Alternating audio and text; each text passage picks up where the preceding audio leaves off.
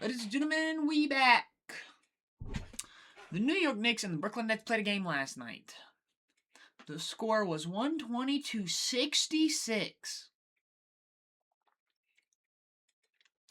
A 54-point win and the largest margin of victory in Knicks franchise history. The Nets scored 66 points. It's not a typo. You can Google it yourself. They scored 66 points. Everything about this game went wrong. It is the least amount of points scored in a game since November 18th of 2016. Almost 10 years. They actually beat their own record of 67 points, which they scored last January, so shout out to them for getting worse, I guess. They scored a whole 10 points in the fourth quarter. I can count that on my hands how many points they scored in the fourth quarter. Everything went wrong. Zaire Williams was the only person to shoot over 50%, and he shot 5 for 10. MPJ scored 12 points, and he was the highest scorer for the Brooklyn Nets. He scored 18% of the team's points with 12 points. They didn't score in the fourth quarter until the 5-minute and 38-second mark. They went almost 7 minutes without scoring a single point. And both of those points were free throws.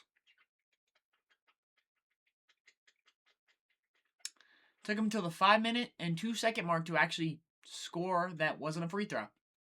They shot a team total percentage of 29.1% from the field and 27.5% from three. 29%.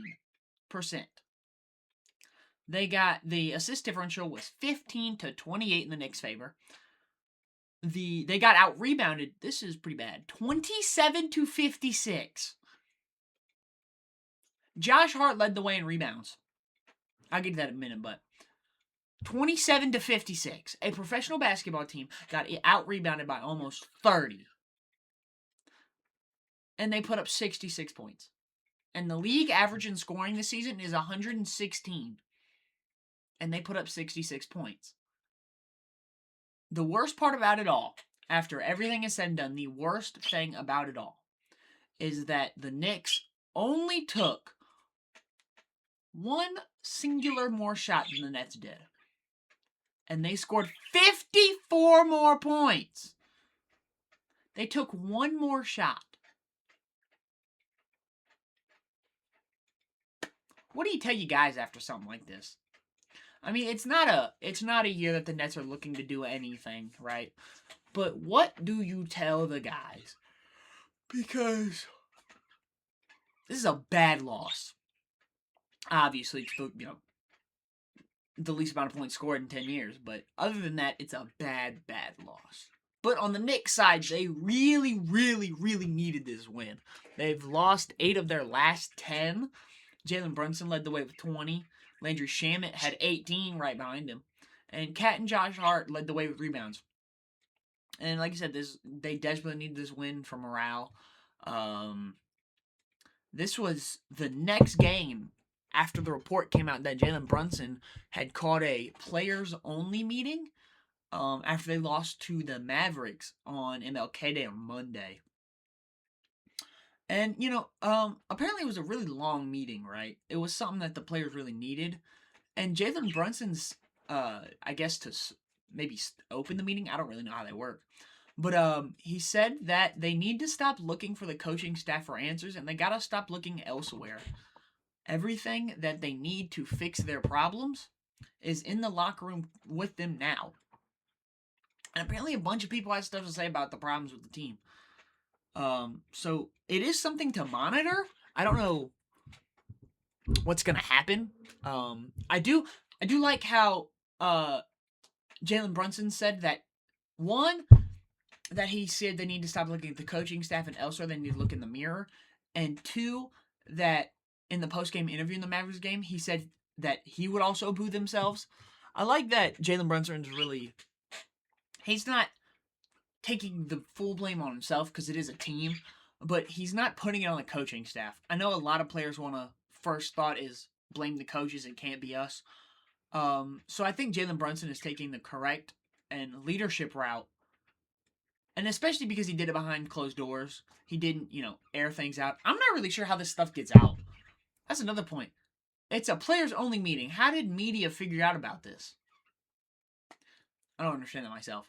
But just final thoughts. I'm glad he took that initiative to, bring it in house and just be like, hey, this one's on us. We got to figure out what's going wrong.